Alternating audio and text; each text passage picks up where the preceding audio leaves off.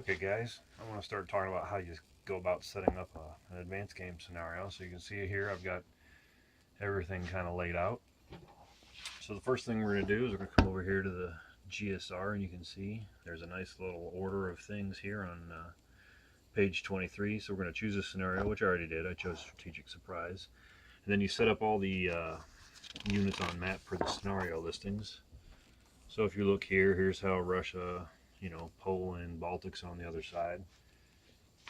So I've got all those guys set up. You can see the Poles,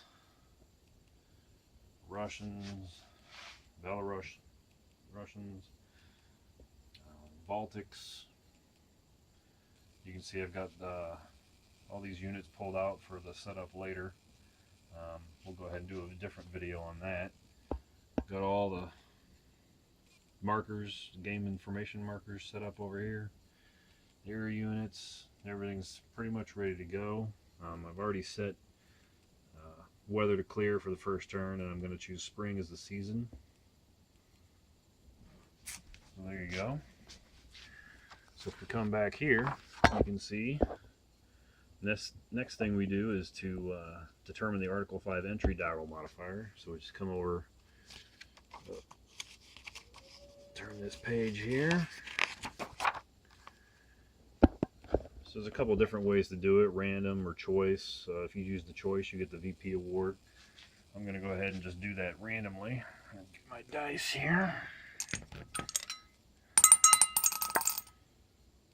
I'll get a 1. So if we look here, it's going to be a 0.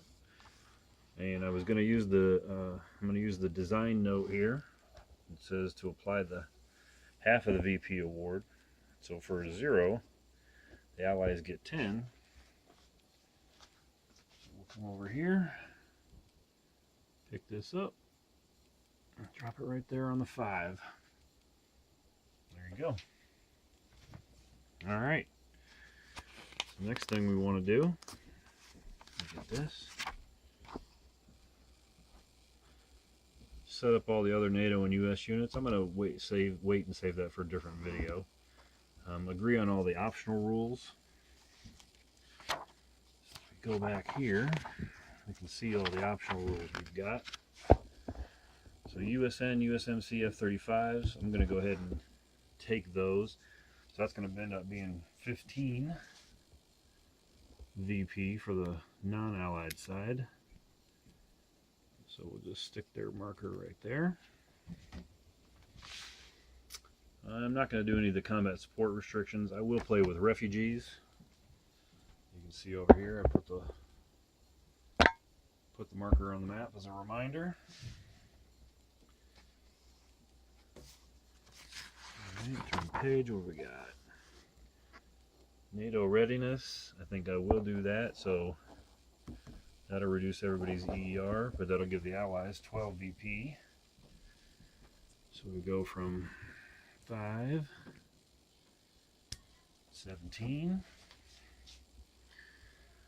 I'm not going to do additional wild weasels. I'm not going to do the AH-1Zs. Let's see, carrier air wing. No, I'm not going to do that one. Coup de main start. I think I'm going to go ahead and do that. I'm going to do that for Bornholm, which is going to give the Allies 20 VPs. So I'm just going to pick one of these Russians here. Move those out of the way. Put them there.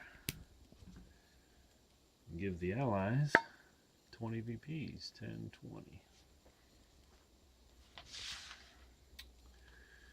Let's see. Chemical weapons, that'll come during the turn, so I don't really need to do that now. Article 5 Trump. Nope, I'm going to skip that. Aegis Shore. I sure am. Putting it right there.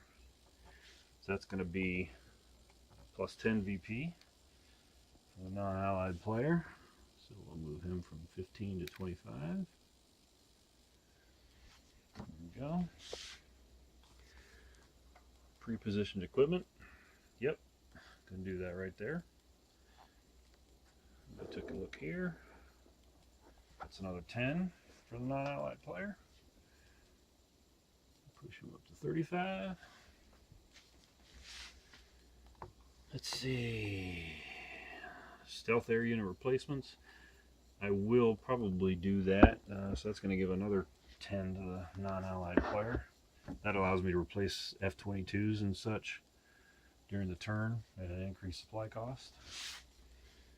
And then ready escorts. Nope, I'm not going to do that. You can see the design note says it's experimental, so I'm not gonna play with that here.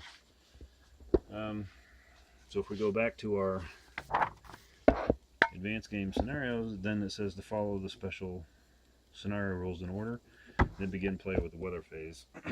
I'm gonna do a different video on setting up the US and NATO units. We'll do that next, and then we'll do the SSRs. So that's it. Hope this helps.